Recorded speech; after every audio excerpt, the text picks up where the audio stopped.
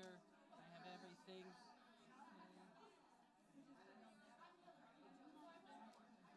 Glass of water for you. It's upstairs. Let me do that one. Okay. No, that was there. I don't know who. That's someone. Oh, you know what? That's Liz Tiernan's, I think. Yeah. Okay.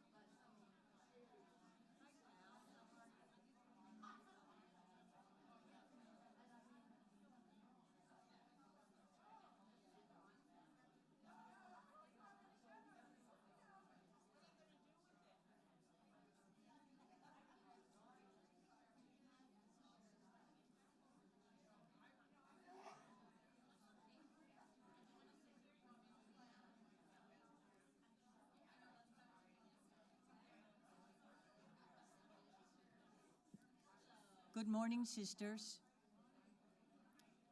and brothers.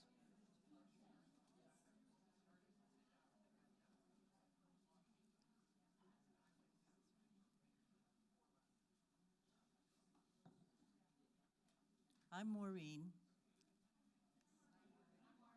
Hi, y'all. When I was invited to introduce our speaker, I began wondering, what shall I say?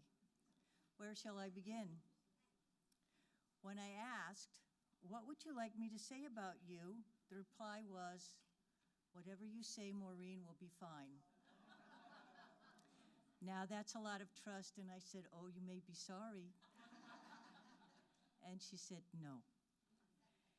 So as I thought about what I consider one of Teresita's outstanding attributes, a song came to mind. No wonder, eh? Since I am not a solo singer, I will tell you the words. It's by Jan Novatka. It's not what you do, but how you do it. It's not what you see, but how you see. It's not what you say, what you know or achieve, but it's the presence you are. From the reflection she shared with us on Wednesday, Teresita said, service is in our DNA. Teresita has a varied background in service, beginning with a nursing career where her presence supported physical healing. And for many years, Teresita served as a pastoral minister in a parish that she loved very much, where her presence brought hope, calm, and spiritual strength. And now, for many, many years, Teresita has served in the ministry of leadership, first as on the provincial level, and now for these past almost 9 years, no, almost 10 years, yes. I can't always count straight. 10 years, Teresita has served at the congregational level in the ministry of leadership, where her presence challenges, guides, and supports about 1,200 sisters. Teresita's service has prepared her for this sharing we are about to receive. Teresita, thank you for the preparation you have done, both in your living and your reading and your praying. Thank you for your wisdom and for your presence with us this morning.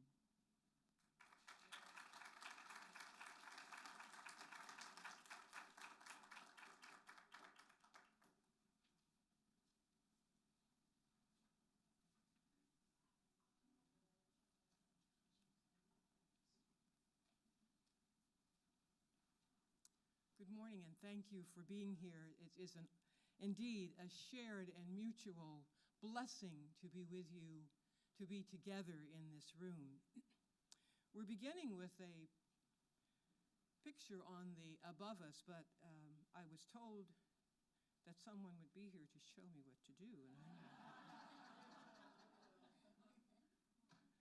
They're loaded, but I don't know what to do. Okay. Is that good?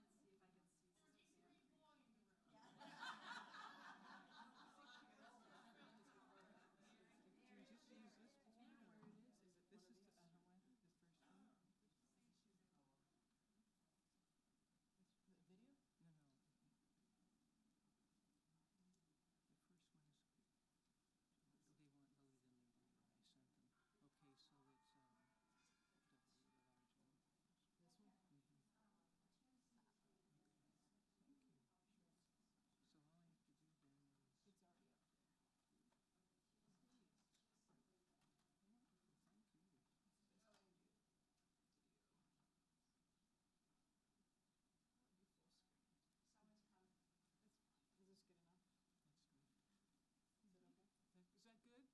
All right, very good. Thank you. That's the manifestation of mission volunteer, isn't it? Okay.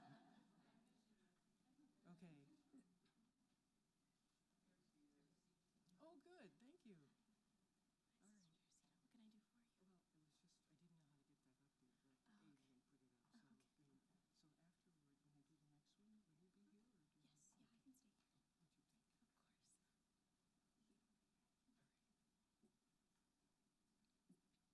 When I was asked to give a description for what was happening today, what I chose are the words that you have on your paper at the top.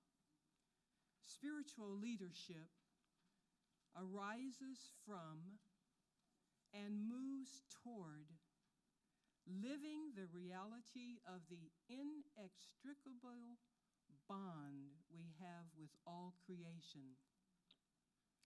It is a movement toward and a grasp of a vision of communion.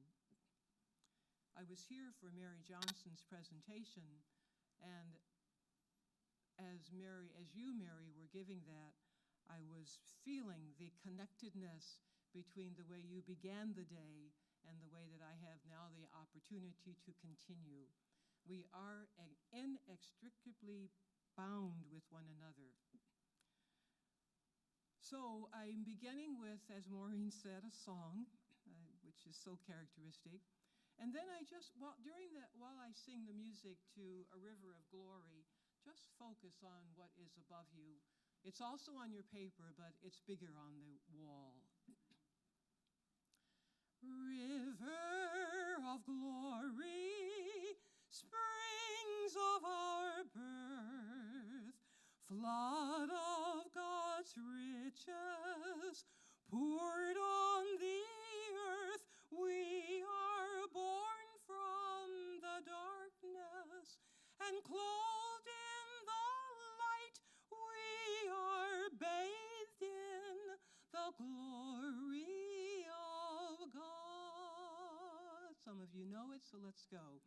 River of glory, springs of our birth, flood of God's poured on the earth. We are born from the darkness, and the light we are bathed in of God. And now to the text that you have right in front of you. In the book Zen Mind Beyond Mind, Shunryu Suzuki Roshi wrote about his experience of visiting the 1,300-foot waterfall in Yosemite National Park. And that's what you see before you. In telling this story of the waterfall, Suzuki Roshi demonstrated his teaching of non-separation and his capacity for compassion in the metaphor of a water drop. The water comes down like a curtain thrown from the top of the mountain. It does not seem to come down swiftly as you might expect. It seems to come down very slowly because of the distance. And the water does not come down as one stream, but is separated into many tiny streams. From a distance, it looks like a curtain. And I thought it must be very difficult for each drop of water to come down from the top of such a high mountain. It takes time. It takes time, you know, a long time, for the water finally to reach the bottom of the waterfall. And it seems to me that our human life might be like this. We have many difficult experiences in our life, but at the same time, the water was not originally separated, but was one whole river. In the falling, the droplets are formed, the metaphor of the water drop. The distance between the top of the cliff and the bottom is that space where we live our lives.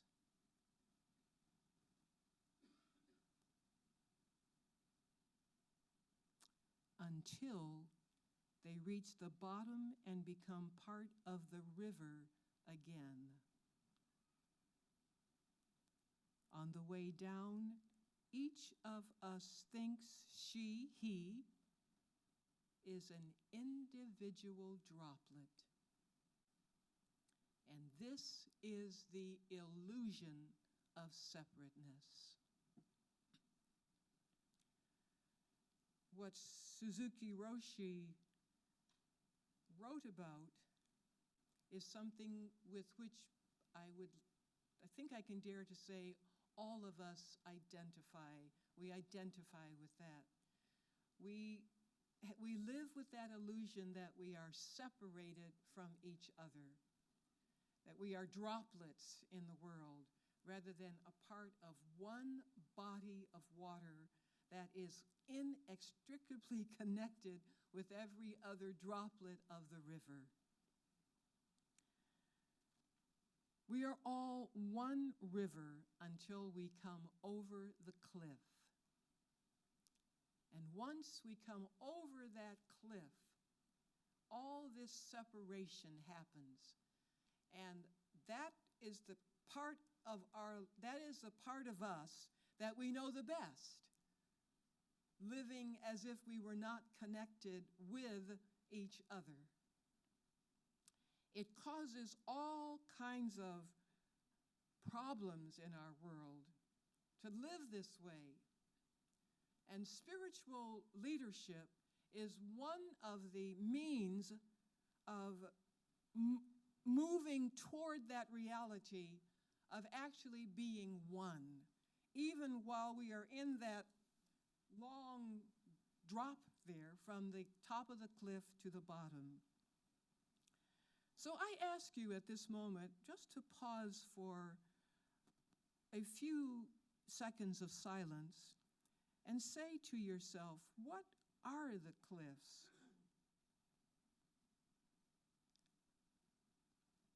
That have become hurdles or are becoming hurdles or obstacles to my connectedness, my communion, and that make me still feel so separated.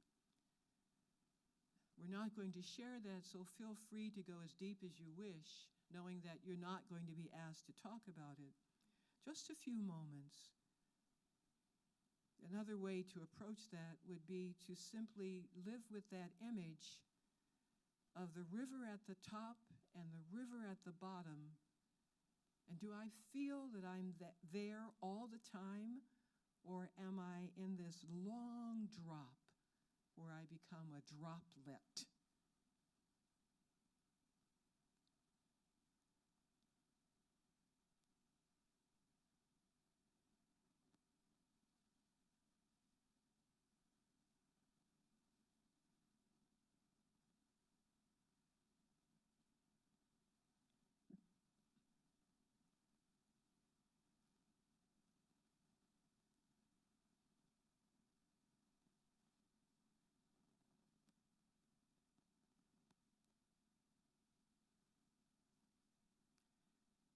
And as I said, just a few seconds, so I'm moving right along to the second one.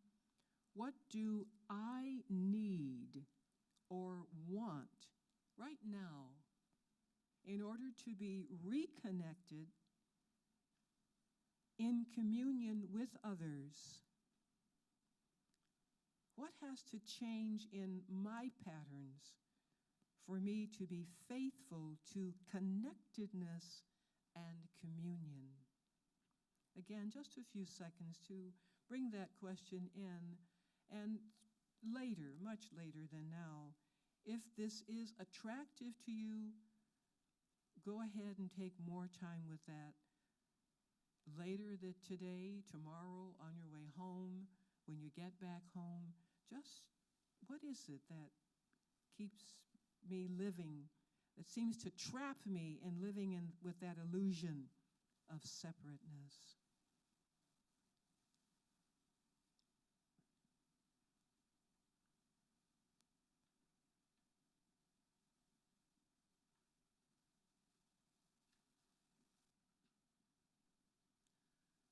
God, you have moved upon the waters.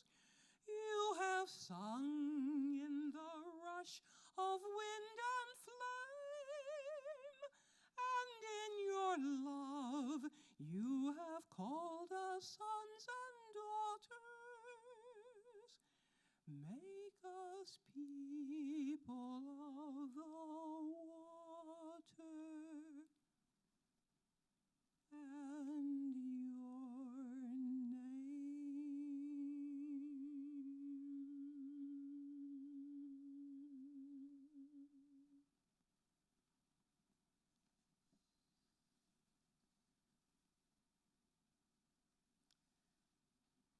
I'm leaving this particular scene up for a while as I say a few more things about our connectedness and spiritual leadership.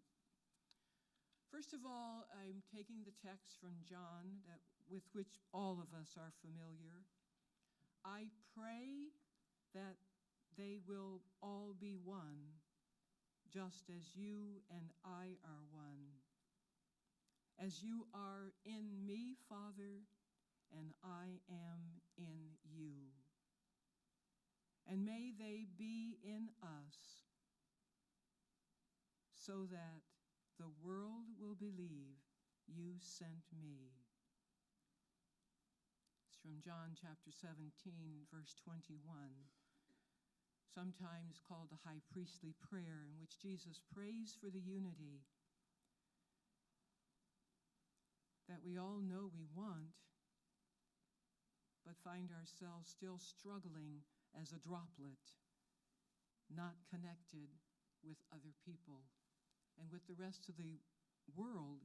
And as I listened to Mary and her quotes from Laudato Si, from all that is, we are so disconnected, and it was never intended to be that way.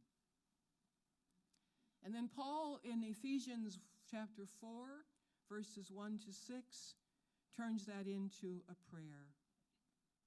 I, therefore, a prisoner for the Lord, urge you to walk in a manner worthy of the calling to which you have been called, with all humility and gentleness and patience.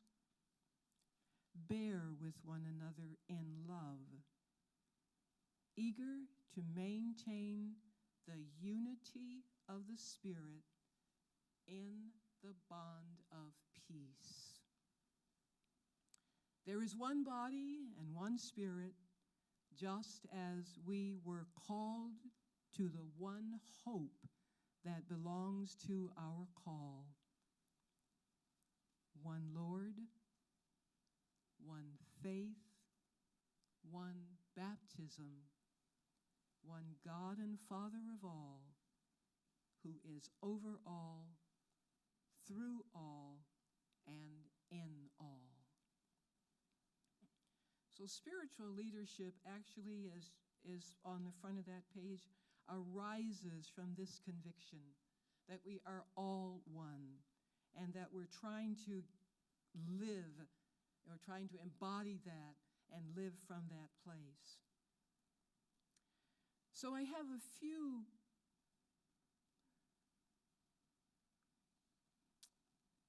areas or items that actually nurture that connectedness and communion in spiritual leadership. And I'm using that phrase as one that embraces everyone in this room. Every one of us is a spiritual leader. Some of us, for certain periods of our time, through certain calls placed on our life, are chosen to be in a role, a specific role of leadership. But we are all leaders beyond what the role defines at any level. In the universal level, we are all spiritual leaders, because I do believe we are all arising from that inextricable bond and moving toward a vision of communion, trying to bring everything, and I like so much what you did, Mary, trying to bring everything into that one connectedness. So, what do I have here? These are the things that enable us to keep working at connectedness and communion in our spiritual leadership. Namely, to be at all times open to alternatives that are always broader than the either or, broader than anything that comes forth as an apparent separation. Either or always comes across that way. But when we reach for alternatives and listen for alternatives and try to be open to alternatives, we are always bringing into our very person more than any either or. And it can be tiring at times. I was at a workshop yesterday with, is it Reese? Is that how you pronounce your name, if you're here? Where we were talking about preparing young women for leadership. And one of the phrases that went up on the whiteboard was patience. It takes a lot of patience to be open to alternatives because we want a solution. We want a resolution. And that's the second piece that I mentioned. To steer away from one-sided solutions that postpone an understanding of the depth of the situation or the depth of the problem. I want a solution. I want to be over with this. I want to be done with it and go on to something else. But that is not spiritual leadership because it continues to strengthen the little droplet image. And that does not bring about that communion, that inextricable bond that we really want in our world today. And another one is to keep our focus on inspiring people to move forward together. Never settling for the pace of life where some folks can get ahead of others and feel good about it, because that always means someone is left behind. And spiritual leadership does not want to do that. Does not want to go in that direction or that pattern. Always, as spiritual leaders, we are trying to keep the flow going forward at uninterrupted, undivided, and as one. Easy? No. But needed? Yes. So our call to be spiritual leaders is, as lots of people like to use the word, it is awesome. And it's more than simply taking on a role. It is a way of life, an embodiment that is expressed in every word we speak and every action. Are we always faithful to that? No. But as soon as we recognize that we're not there or that we have moved away from it, we pause, we pray, we beg to get back on course. Still another one that enables this kind of leadership is the commitment to study, to discern, and to search together for what promotes mutual understanding and growth. I've heard people in leadership roles say, I'm so tired of this. It's dragged on for so long. I just want this to be over. Well, it's definitely a feeling that I have had also. And when Maureen and I faced the just about 1,200 and all those different personalities, there is an urge. We want this, what, Maureen? Over, finished, done for. But you can feel, even as I say that, the number of people who are bound to feel they don't care about me. They just want a solution.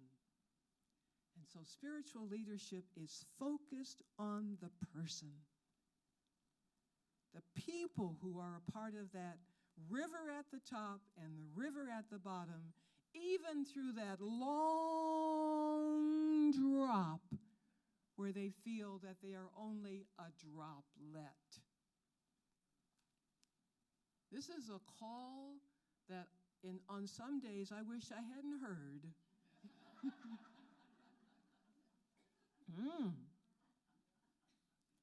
Spiritual leadership wants to know the wisdom that is the art of finding how to move with the whole group with whom we are moving with the largest number of people for the present generation and generations to come. This is not just for Notre Dame 2018, or as I might say, 2018 to 2020 when I'm finally liberated.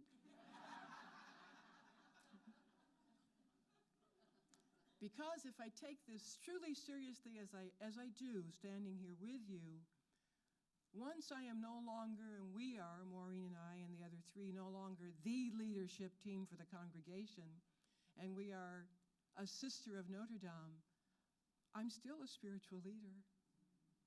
Yeah. Until I breathe the last breath. These are the elements that enable this communion. Two more. To increase both freedom and ownership among the members. Never subservience. Do you own this? Or do you feel like, oh, that's their thing that they're doing? And we hear some sisters say, we heard it quite recently, which is a painful thing to hear. That's what they wanted to do, and they've done it. That is painful. Because we want ownership from everybody.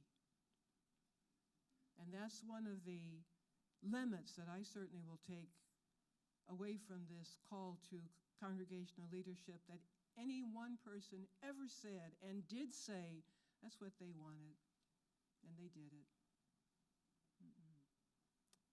We failed spiritual leadership. Everybody should have ownership at all times. And finally, to emphasize the why of our decisions, revealing that these decisions are consistent with what? Connectedness and communion.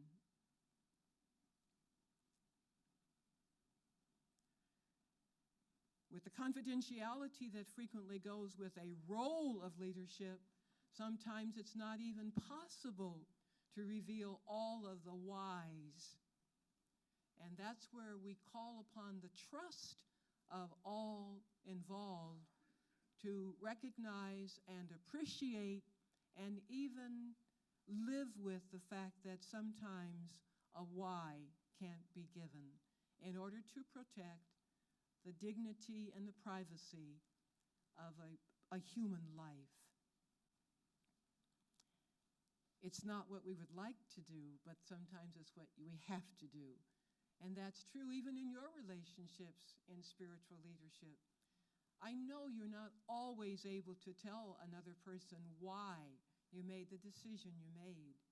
Even when you are aware that you are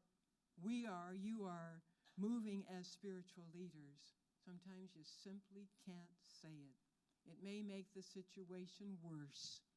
Now that's because of our limitations as human beings. It's not because of the river at the top, the river at the bottom, but it's that long period of the droplet. And sometimes a droplet just has to be a droplet. Can't get past that apparent separation. So spiritual leadership has the capacity for thinking beyond polarities and tapping into full embodied knowing. And the way that we move into that full embodied knowing is in prayer. Silent prayer, meditation, contemplation, stillness and silence. Spiritual leadership has the capacity for tolerance and ambiguity, which we name faith. I'm taking this on faith. I don't know for sure.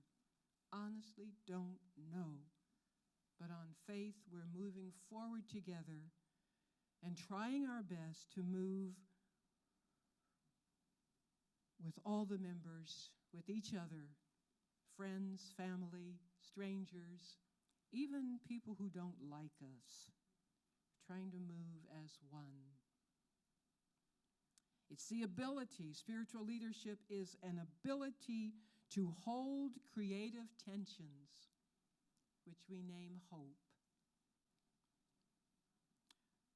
In my own life, I have retired many nights, gone to bed many nights knowing that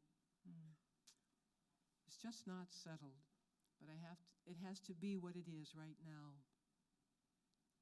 While I strive for what I've been called to do for the congregation, creative tension.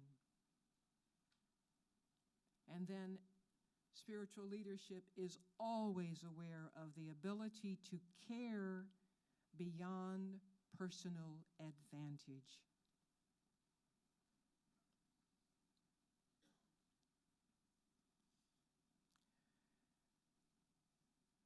So, what are we called for? To be in communion with one another, with many diverse others, and of course with God.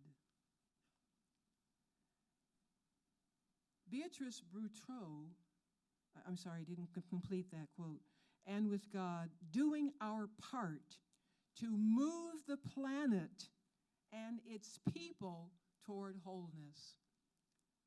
So, how broad is our spiritual leadership? It's as broad as the planet, to move the planet and its people toward wholeness. That's why as Mary was speaking, I kept hearing, Laudato Si, Laudato Si. Everything is connected. And then Beatrice Boutreau, who is one of the authors who I like, says spiritual leadership inspires others to live like solar systems within galaxies in an expanding universe where we join others in a movement toward our authentic connectedness. And it's not all solemn and somber and heavy. And to prove that, I'm putting up a video that I hope just lightens this a little bit, of moving the planet and being solar systems within galaxies in an expanding universe. Many of you will recognize this, and those of you who don't, I think you'll just sort of get drawn into it. Mm-hmm.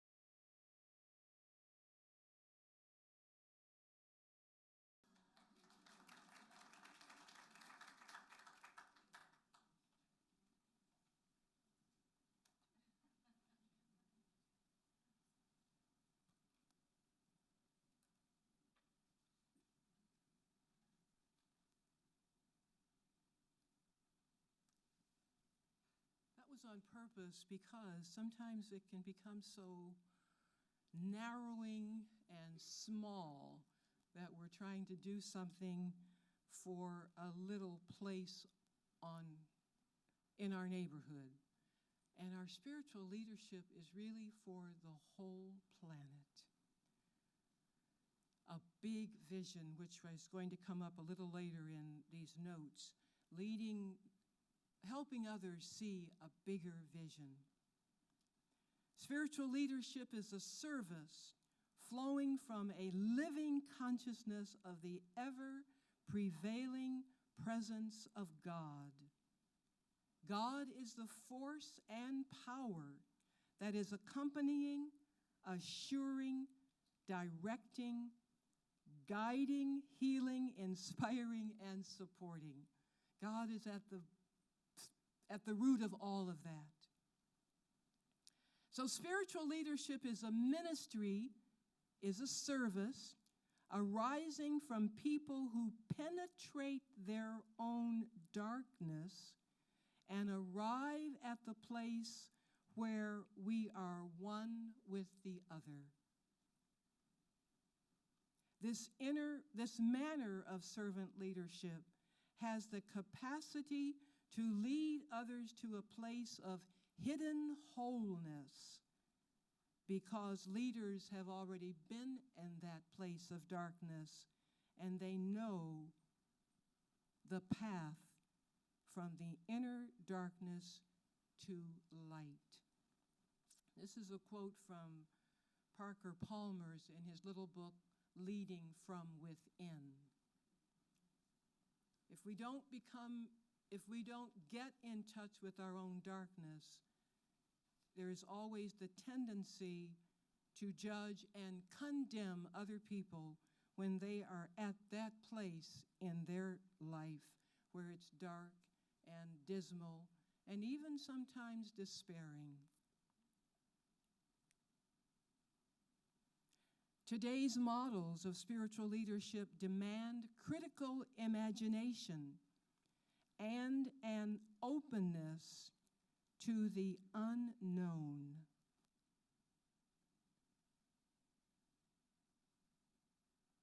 So I want to show a clip now from a film called The Legend of Bagger Vance. I see some heads nodding, you've seen it. A little background so that what you see makes sense or has connection. The main character was a magnificent golfer. And when it was time, when the war happened, he volunteered to go to war. And he was in charge of a large group of soldiers, all of whom died except himself. So he returned to his country, to his neighborhood, just distorted. Turned to drinking,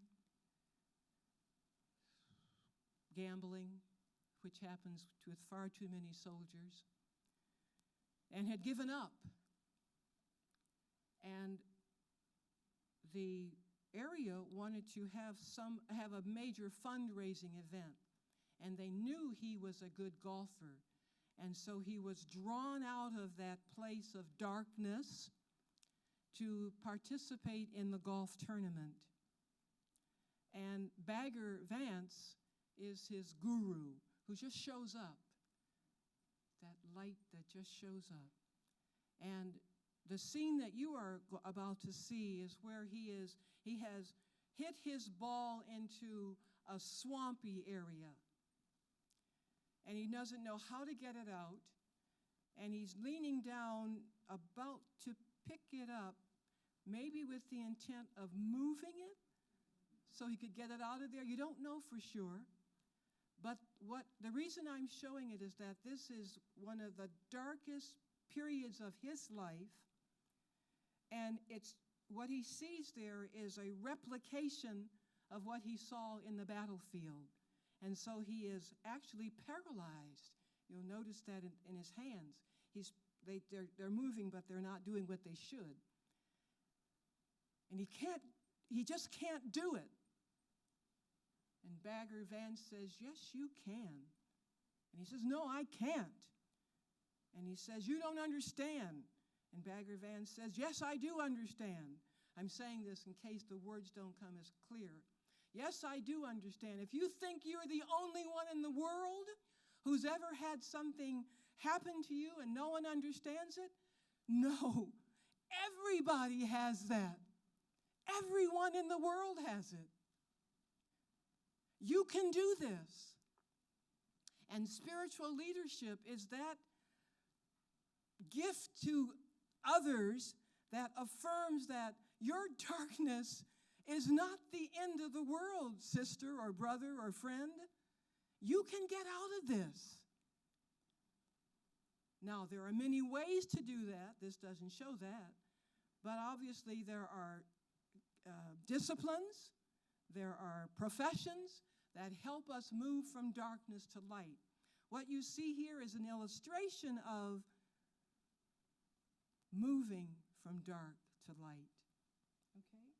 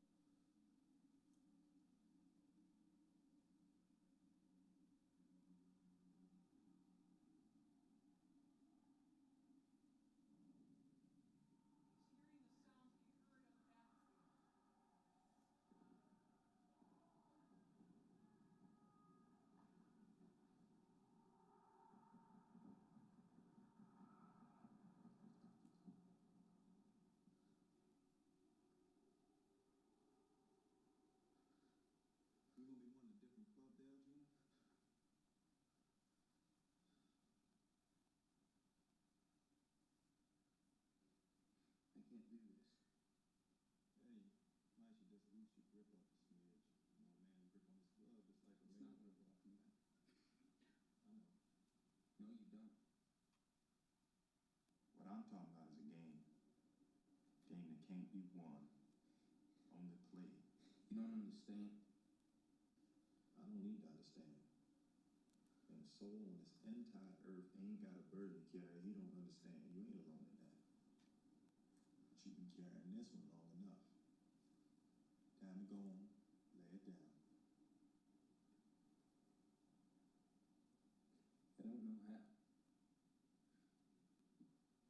You got a choice. You can stop, or you can start. Stop. Walking Well, right back to where you always been, and then stand there. Still. Real still. And remember. it's too long ago. Oh no, sir, it was just a moment ago.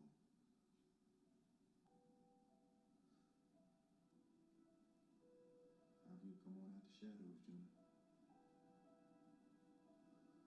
Time for you to choose.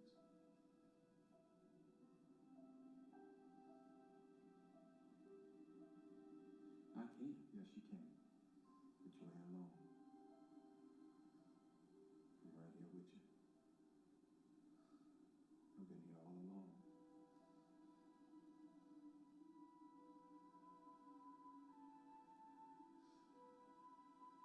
And play the game.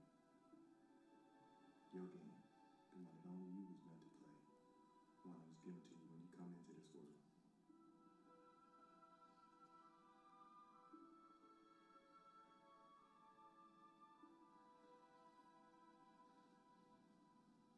You ready?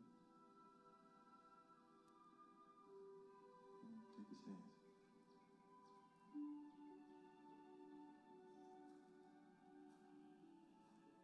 Strike that ball, Junior. Don't hold nothing back. Give it everything. Now's the time. Let yourself remember. Remember your swing. That's right, Junior. Settle yourself. Let's go. Now is the time, Junior.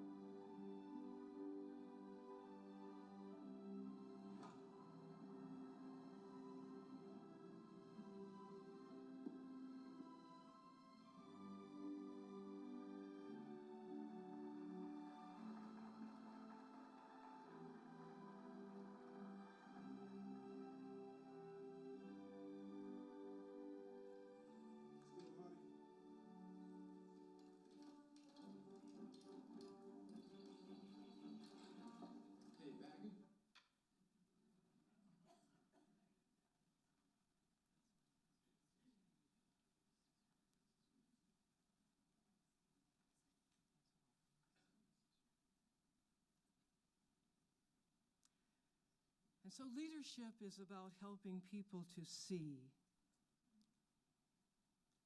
Leadership as vision is crucial. It's helping people to see and helping people to see presupposes that you are alongside of them. You can't stand in front, or you get in the way of someone else and say, "What do you see?" You can't see anything with us standing in front. But when we are beside a person, like Bagger Vance was, we are able to say to her or to him, "Can you see that? Look at that." One of the people who writing for us today and who's doing so much to help us with this spiritual leadership is Elia Delio. And she says, we are worn out trying to solve problems by what we see through analytical means. And we are exhausted by the repetition of these problems that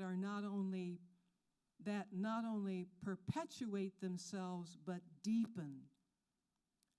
Our human energies are thinned out, and we are at the brink of a human energy crisis. She goes on to say, spiritual leaders recognize the capacity to see differently. Through the presence of God Omega, the energy for this new vision is already within us. Science has discovered some of the secrets of nature, but we do not know the secret of our own lives. We have mapped the genome and measured the planets, but we are ignorant about our own interior universe.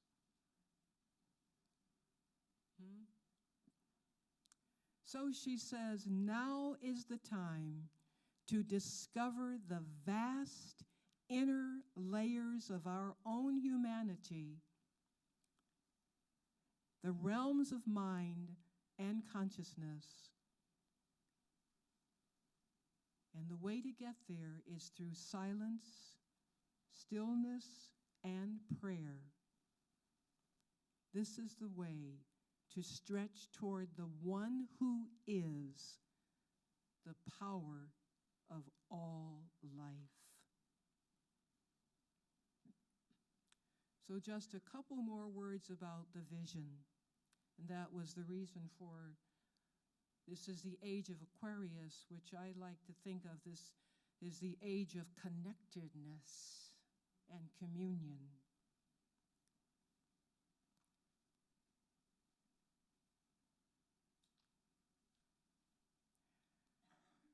So, as spiritual leaders, we want to reconceive leadership as a potential spiritual pathway by which good people become better people, distinguished by a certain translucence and vitality that extends beyond themselves and into the institutions we serve. To put it in theological language, it reads, we are the ones who transform not only the lives of others, but in the process, we transform ourselves. Leadership cultivates a desire for the common good, for the flourishing of all. You heard that earlier, leaving no one behind. To the degree that all are able to hold onto and carry the big picture. And the big picture is the river of our connectedness.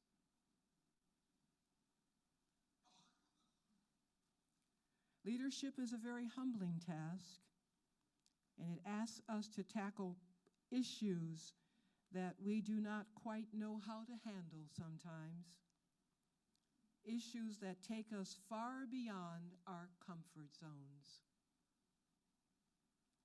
But with due humility, leading into the poem now, but with due humility, we also have to act. And we have to ask difficult questions, make decisions, and offer challenging feedback, no matter how badly we might botch things up through confrontation. Hear me say this. It's better than how badly we botch them up by avoiding the situations. The spiritual leader trusts the gap between me and what the role requires, knowing that that gap is filled by the Holy Spirit. So I call us now to conclude our time with the poem prayer, To Live with the Spirit, which is on the flip side of the page of the River of Connectedness.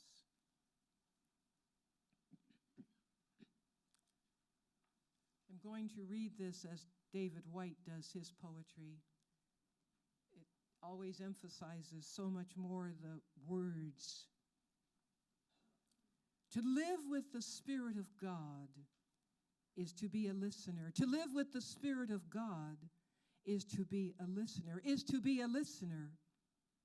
It is to keep the vigil of mystery earthless and still. It is to keep the vigil of mystery, keep the vigil of mystery earthless and still. One leans to catch. One leans to catch the stirring. One leans to catch the Spirit, the stirring of the Spirit, strange as the wind's will. The soul that walks where the wind of the Spirit blows turns like a wandering weather vane toward love, turns like a wandering weather vane toward love, turns like a wandering weather vane. It may lament like Job or Jeremiah. It may echo the wounded heart, the matchless dove. It may echo. It may rejoice the spaciousness of meadow that emulates the freedom of the sky. To live with the Spirit always walks in waylessness unknowing. Always it walks in waylessness unknowing. It has cast down, it has cast down, it has cast down forever from its hand the compass of the whither and the why, the either or the or. It has cast down forever the compass of the whither and the why. To live with the Spirit of God is to be a lover. It is becoming love. It is becoming love. It is becoming love, and like to the lover toward whom we strain with metaphors of creatures, fire, sweep, water, rush, wind, swim. The soul is all activity, all silence. Oops, mine doesn't finish. Oh, here we go. And through it surges Godward to its goal. To live with the Spirit means holding as moving earth holds sleeping noonday, the peace that is the listening of the soul. To live with the Spirit is to be a listener. So let's close with a common stillness and silence, nurturing each other's capacity to listen and to lead and to expose the bigger vision, to move the planet and the galaxies, to be a listener. I will close the silence with the same song with which we opened.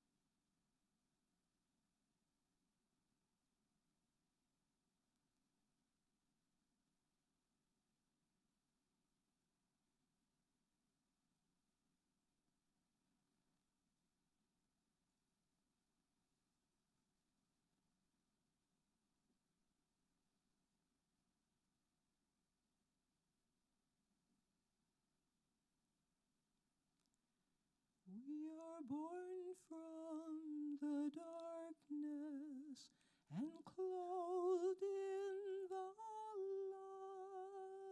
light.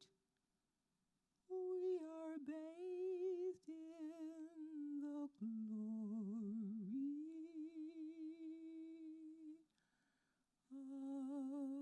of God. All together, all of you who know it and who wish to sing, River of glory, springs of our birth, flood of God's riches, poured on the earth. We are born from the darkness and bathed in the light. We are bathed in the glory of God. Spiritual leaders, lead others to the light. Amen.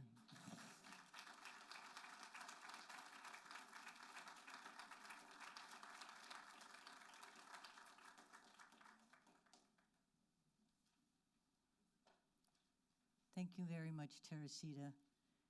I think we've all been given a mission. I think, as Beggar Vance said, come out of the shadows. Now's the time. And doesn't the time need spiritual leaders? Thank you again.